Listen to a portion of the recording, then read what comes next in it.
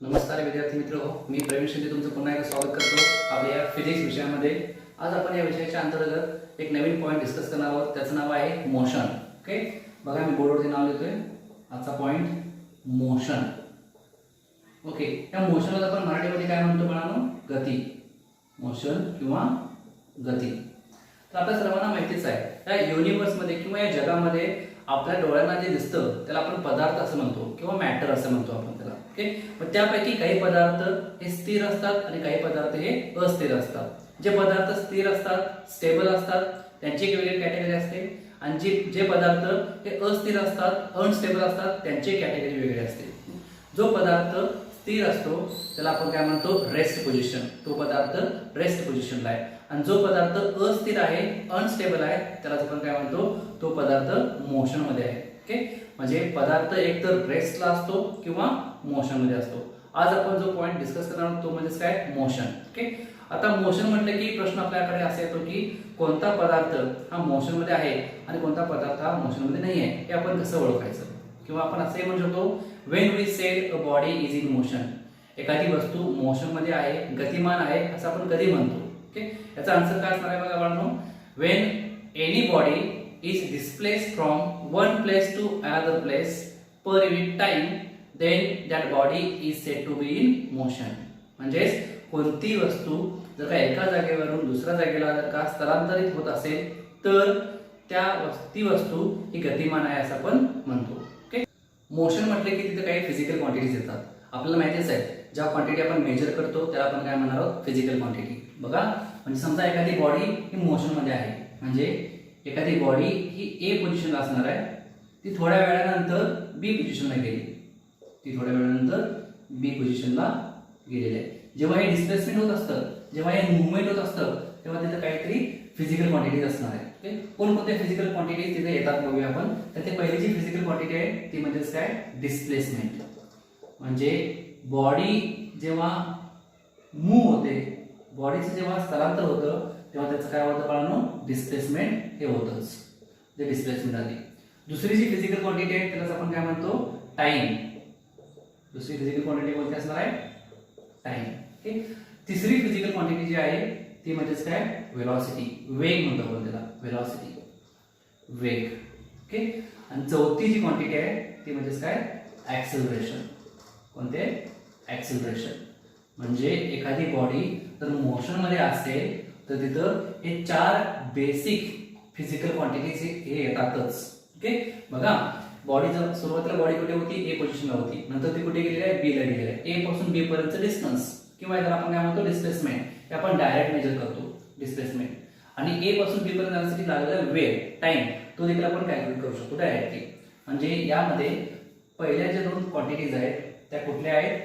Fundamental physical quantities आहेत, जे आपण डायरेक्ट मेजर करू शकतो। ओके, आता बघा, ए पासून बी पर्यंत जाण्यासाठी त्या बॉडीनं किती डिस्प्लेसमेंट कव्हर केलं ते आपण कशामध्ये मोजतो? मीटरमध्ये। म्हणजे डिस्प्लेसमेंटचं युनिट काय असणार आहे बाळांनो?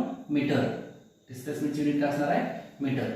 त्याच्यानंतर बघा टाइम, टाइम ही देखील एक फंडामेंटल फिजिकल क्वांटिटी आहे, आणि टाइम मेजर करत असताना आपण कशाचा यूज करतो? आपण सेकंडचा। Second is the unit of time, हे आपल्याला माहिती आहे। आता पुढचे जे दोन फिजिकल क्वांटिटीज आहेत, वेलॉसिटी आणि ऍक्सेलरेशन, हे ऍक्च्युअली फिजिकल क्वांटिटी आहेत, पण त्यातल्या त्यात ही डिराइव्ड क्वांटिटी आहे, म्हणजे physical derived quantity. Okay, velocity derived quantity का म्हणायचं? कारण हे दोन्ही क्वांटिटी जे आहेत ना त्याचा काहीतरी फॉर्म्युला आहे। म्हणजे वेलॉसिटी किंवा ऍक्सेलरेशन हे दोन्ही दुसऱ्या कुठल्या क्वांटिटीवरती डिपेंड आहे। ओके, बघा, वेलॉसिटी जी आहे त्याला आपण वेग म्हणतो, आणि आपण शिकलेलो आहोत वेग म्हणजेच काय? अंतर भागिले काळ किंवा विस्थापन भागिले काळ। म्हणजेच वेलॉसिटी म्हणजे काय असणार आहे? डिस्प्लेसमेंट भागिले टाइम, डिस्प्लेसमेंट अपॉन टाइम, हा फॉर्म्युला आहे। म्हणजे आपल्याला समजा ए पासून बी पर्यंत जाण्यासाठी किती डिस्प्लेसमेंट झालेला आहे हे माहिती असेल, ए पासून बी पर्यंत जाण्यासाठी किती टाइम लागलेला आहे टाइम माहिती असेल, तर दोघांचा भागाकार करून आपण वेलॉसिटी कॅल्क्युलेट करू शकतो, वेलॉसिटी आपण काढू शकतो। आणि जेव्हा आपण हा फॉर्म्युला यूज करतो तेव्हा आपल्याला काय मिळेल? वेलॉसिटी। आणि जी वेलॉसिटी मिळणार आहे त्याला काहीतरी आपण एकक द्यावं लागेल, युनिट द्यावं लागेल। मग वेलॉसिटीचं युनिट काय?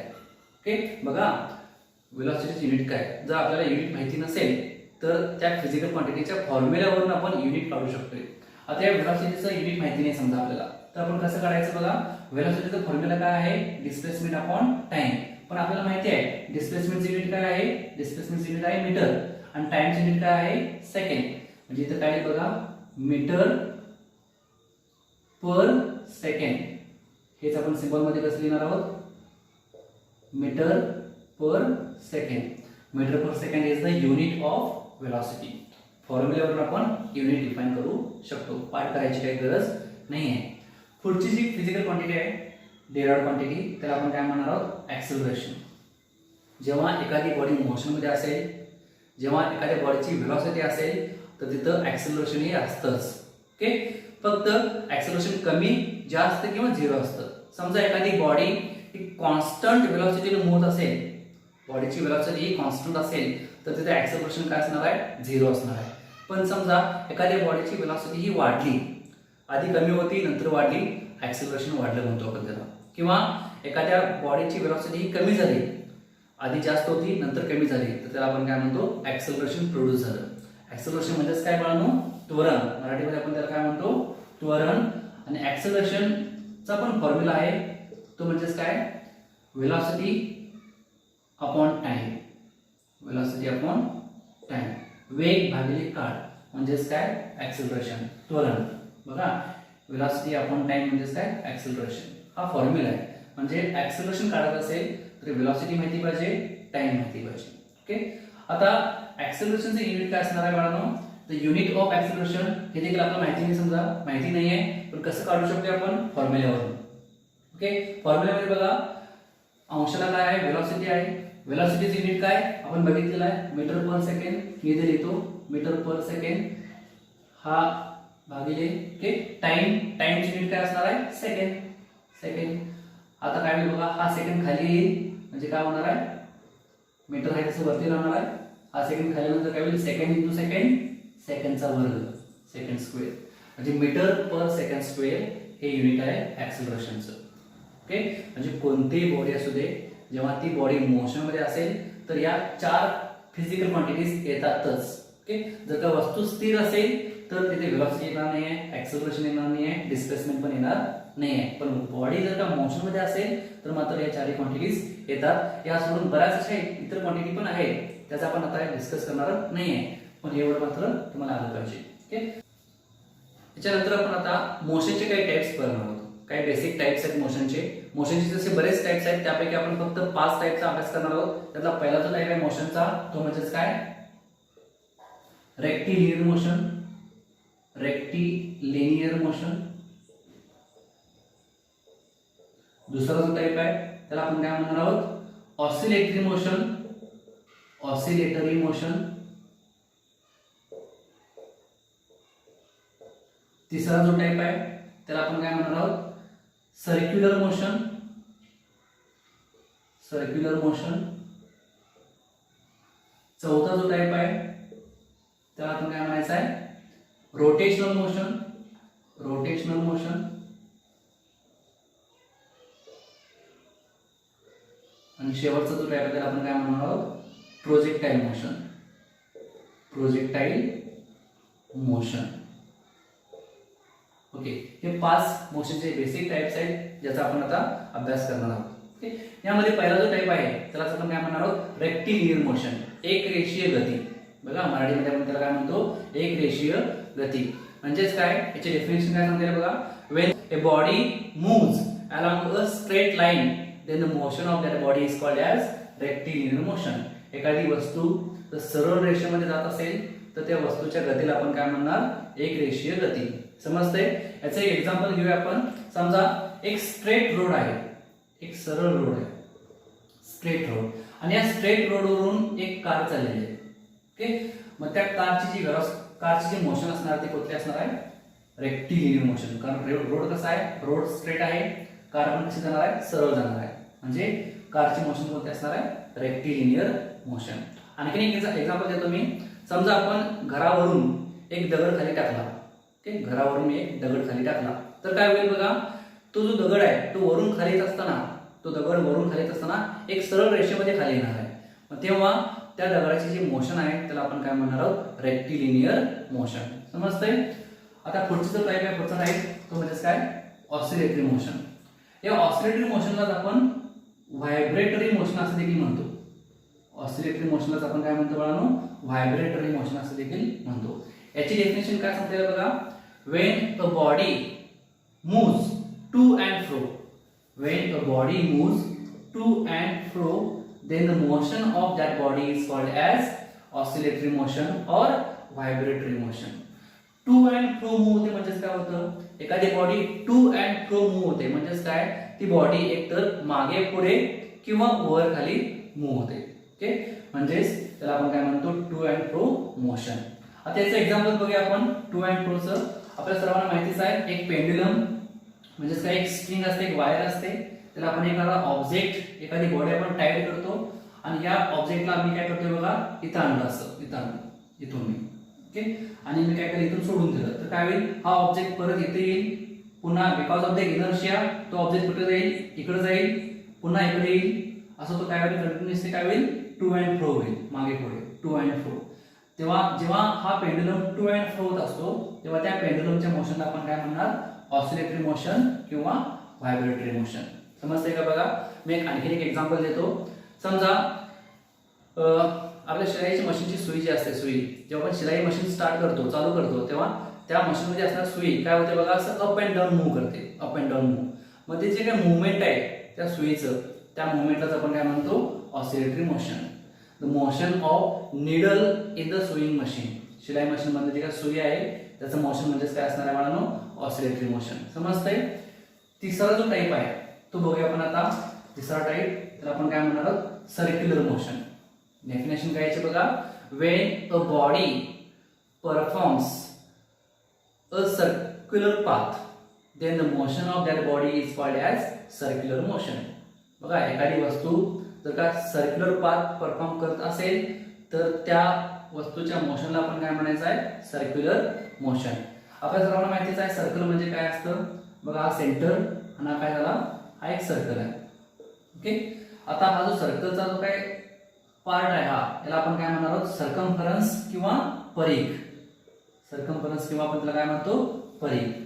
जेव्हा एखादी बॉडी अलॉंग द सर्कम्फरन्स जर मूव्ह होत असेल, या परिघावरून जात असेल ती बॉडी अशी, तर त्या बॉडीच्या मोशनला आपण काय म्हणणार आहोत, सर्क्युलर मोशन. एखादे एक्झाम्पल घेऊया आपण, समजून जाईल. आपल्या सर्वांना माहिती आहे, अर्थ रिव्हॉल्व्स अराउंड द सन. सूर्याच्या भोवती अर्थ काय होते, फिरत असते. ओके, म्हणजे समजा इथं आपण जर सन कन्सिडर केला, हा सन, तर या सनच्या भोवती अर्थ काय होते बघा, असे रोटेट, असे रिव्हॉल्व होत असते. ओके, सनच्या भोवती अर्थ रिव्हॉल्व होते. मग या अर्थची मोशन कुठली असणार आहे बाळांनो, सर्क्युलर मोशन. ओके, एक्झाम्पल काय सर्क्युलर मोशनचं, earth revolves around the sun is the example of circular motion. किंवा आणखी एक एक्झाम्पल बघा, एक न्यूक्लियस आहे, न्यूक्लियस, आणि न्यूक्लियसच्या भोवती काय करत असतात बाळांनो, न्यूक्लियसच्या भोवती इलेक्ट्रॉन्स फिरत असतात. Electrons revolving around the nucleus, then the motion of electron is called as circular motion. समजतंय. Motion of earth around the sun और motion of electron around the nucleus are the example of circular motion. चौथा जो type आहे तो म्हणजेच काय बघा बाळांनो, रोटेशनल मोशन. चौथा कोणता टाईप आहे, रोटेशनल मोशन. रोटेशनल मोशन आणि सर्क्युलर मोशन मध्ये थोडीफार सिमिलरिटीज आहे. ओके, पण थोडासा डिफरन्स पण आहे. काय डिफरन्स आहे बघूया आपण. जर एखादी बॉडी ऍक्सिसच्या भोवती जर का रिव्हॉल्व होत असेल तर त्या बॉडीच्या मोशनला आपण काय म्हणतो, rotational motion. When a body rotates about its own axis then the motion of that body is called as rotational motion. याचे एक एक्झाम्पल देतो मी तुम्हाला. आपल्या घरामध्ये एक फॅन असतो बघा, सिलिंग फॅन. सिलिंग फॅन मध्ये बघा असे काही ब्लेड्स असतात, बरोबर, असे ब्लेड्स, आणि इथे एक वर्टिकल असा एक रॉड असतो. हा जो रॉड आहे, हा रॉड म्हणजेच काय असणार आहे बाळांनो, ऍक्सिस. आणि या ऍक्सिसच्या भोवती ते फॅनचे ब्लेड्स काय होतात, फिरत असतात. म्हणजे ब्लेड जे आहेत ना, फॅनचे ब्लेड्स, ते या ऍक्सिसच्या भोवती फिरतात. म्हणून त्या ब्लेडच्या मोशनला आपण काय म्हणणार आहोत, रोटेशनल मोशन. कळतंय बघा मी काय म्हणतोय, ऍक्सिसच्या भोवती जर का बॉडी मूव्ह होत असेल तर त्या बॉडीच्या मोशनला आपण काय म्हणतो, रोटेशनल मोशन. सायकलचं चाक किंवा गाडीचं चाक जे असतं ते पण बघा रॉडच्या भोवतीच फिरत असतं. मग त्या चाकाची जी काही मोशन आहे त्यालाच आपण काय म्हणणार आहोत, रोटेशनल मोशन. समजतंय का बघा एक्झाम्पल रोटेशनल मोशनचं. याचा अजून एक एक्झाम्पल देऊ शकतो मी. आणि एक एक्झाम्पल, अर्थ रोटेट्स इटसेल्फ. बघा पृथ्वी जी आहे ती सूर्याभोवती फिरतेच, पण पृथ्वी स्वतःभोवती पण फिरते. म्हणजे पृथ्वीचा हा एक पोल आहे नॉर्थ पोल, हा एक पोल आहे साऊथ पोल, आणि हा जो काय ऍक्सिस आहे पोलर ऍक्सिस, या ऍक्सिसच्या भोवती ही अर्थ अशी रोटेट होते. ओके, म्हणजे अर्थ पृथ्वी स्वतःभोवती फिरते रोटेशनल मोशन, पृथ्वी सूर्याभोवती फिरते सर्क्युलर मोशन. समजते का बघा, earth revolves around the sun is the example of circular motion, and earth rotates itself is the example of rotational motion. कळते, स्वतःच्या ऍक्सिस भोवती जर का अर्थ रोटेट होत असेल तर त्या मोशनला आपण काय म्हणतो, रोटेशनल मोशन. आणि लास्ट जो टाइप आहे मोशनचा तो म्हणजेच काय, projectile motion. Okay, projectile motion. याची डेफिनेशन काय बघा बाळांनो, when a body performs trajectory path, when a body performs trajectory path, then the motion of that body is called as projectile motion. आता ट्रॅजेक्टरी पाथ म्हणजे काय बघा, इथं path कसा होता, सर्क्युलर पाथ. म्हणजे कसा, हा असा. बॉडी जर का सर्क्युलर पाथ परफॉर्म करत असेल तर सर्क्युलर मोशन. आता इथं काय आहे केसमध्ये बघा, प्रोजेक्टाइल मोशन मध्ये बॉडीचा पाथ कसा आहे, ट्रॅजेक्टरी. ट्रॅजेक्टरी म्हणजे कसा, तर असा हा पाथ. ओके, हा जो पाथ आहे, हा जो शेप आहे यालाच आपण काय म्हणतो, ट्रॅजेक्टरी. ओके, मग एखादी वस्तू जर का अंडर ग्रॅव्हिटी हा पाथ फॉलो करत असेल तेव्हा त्या बॉडीची जी काय मोशन असणार आहे ती कुठली असणार आहे बाळांनो, प्रोजेक्टाइल मोशन असणार आहे. ओके, एक्झाम्पल बघूया आपण त्याचं. समजा आपल्या हातामध्ये एक दगड आहे आणि तो दगड तुम्ही असा थ्रो केला हवेमध्ये. ओके, दगड जेव्हा तुम्ही फेकताय हवेमध्ये तेव्हा ते दगडाची मोशन कशी असणार आहे बघा, तो असा जाईल वरती वरती वरती आणि परत तो जमिनीवरती पडेल. म्हणजे तेव्हा त्या स्टोनची जी मोशन असणार ती कुठली असणार आहे, प्रोजेक्टाइल मोशन. किंवा एखाद्या ग्राउंडवरती तुम्ही काय केला, फुटबॉलला किक केला. जेव्हा तुम्ही फुटबॉलला किक करताय तेव्हा फुटबॉल असं वर जाऊन परत काय होतो, खाली येतो. ओके, म्हणजे जेव्हा एखाद्या बॉडीचं मोशन, जेव्हा एखाद्या बॉडीचा पाथ हा ट्रॅजेक्टरी पाथ असेल तर त्या बॉडीच्या मोशनला आपण काय म्हणणार आहोत, प्रोजेक्टाइल मोशन. आज मी इथंच थांबतो. आतापर्यंत जे आपण बघितलेलं ते म्हणजेच काय, मोशन म्हणजे काय, मोशनमध्ये कोणकोणते फिजिकल क्वांटिटीज येतात आणि मोशनचे काही टाइप्स आहेत त्याचा आपण थोडाफार अभ्यास केलेला आहे. Okay, thank you.